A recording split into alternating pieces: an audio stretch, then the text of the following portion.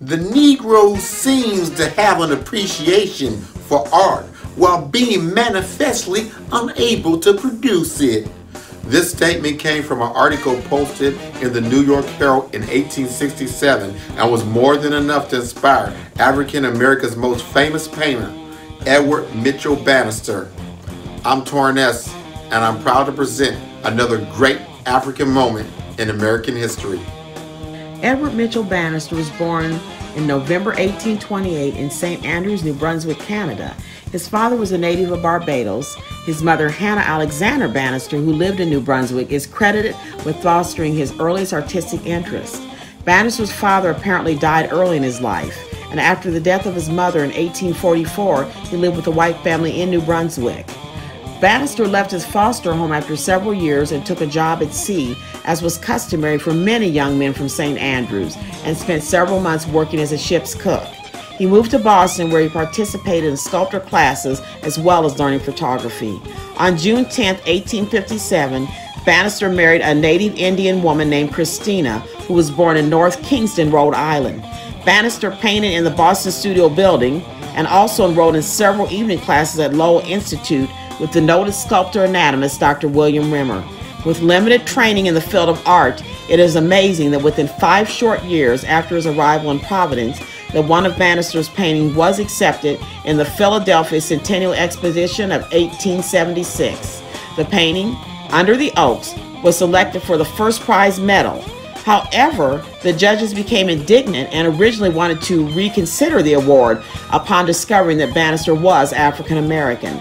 The white competitors, however, upheld the decision, and Bannister was awarded the medal. The location of the painting has not been known since the 1800s. Fame quickly followed after the Centennial Exposition, blessing him with numerous commissions, allowing him to work full-time as a professional painter. He engulfed himself in a large number of landscapes. Most were soft with thick impasto, while Bannister's initial influence probably stemmed from the Barbizon-inspired works of William Morris Hunt. His paintings are reflective of an artist who loved the quiet beauties of nature and represented them in a realistic manner.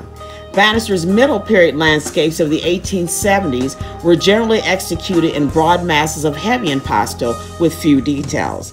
They also evoke a tranquil mood that became one of the hallmarks of Bannister's style. Later landscapes of the 1880s and 1890s employed a gentler impasto and loosely applied broken color, similar to Impressionist techniques. Bannister was among Providence's leading painters during the 1870s and 1880s. Although Bannister's paintings range from seascapes to religious themes, he favored painting motives, including cottages, castles, cattle, dawns, sunsets, and small bodies of water. He portrayed nature as a calm and submissive force in his works. In 1903, 2 years after the death of E.M. Bannister, George Whitaker completed this large-scale landscape painting, also titled Under the Oaks.